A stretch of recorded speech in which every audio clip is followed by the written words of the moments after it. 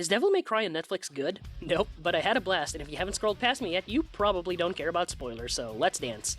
I don't care if you're an old head who's played every single game or a DMC5 newcomer, you'll have to agree this show is not a good representation of DMC.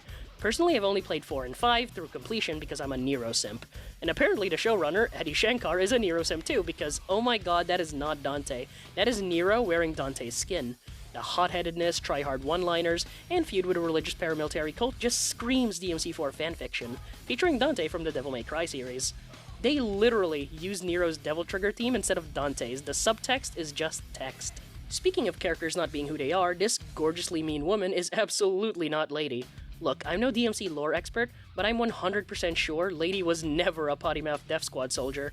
The amount of demons' rights violations she commits in this show are ludicrous. Oh, but Lumi, they're demons, they don't have rights. Shut up, Freerin, I'm getting to that. See, in this show, turns out there are good demons from hell, or Makai if you want to be politically correct.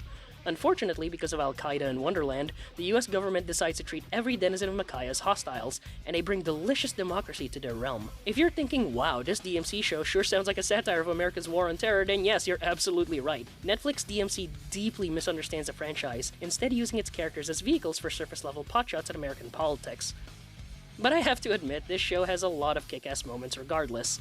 Yeah, the writing's more shallow than Kyrie in DMC4, and it's got edge flowing out of its ripped pants. Yet the animation from Studio Mir is fantastic as always, the action scenes are creative and bloody, the performances are campy as hell, and the tracklist brings me back to my carefree days watching Naruto AMVs in 2006.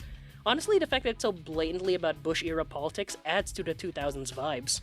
Netflix DMC may be corny, badly written, and loud, but you can tell Eddie Shankar and his team poured a lot of passion into the show's style. These edgy Newgrounds kids grew up and got millions of dollars to make their favorite anime, and it's hilariously kind of cool sometimes. If you're a fan who hates major changes to the source material, you absolutely shouldn't watch this show. You will hate it, and you'll spend way too much time debating with teenagers who think it's cool. If you're like me, however, just sit back, turn off your brain, grab a slice of pizza, and enjoy the edgy slop.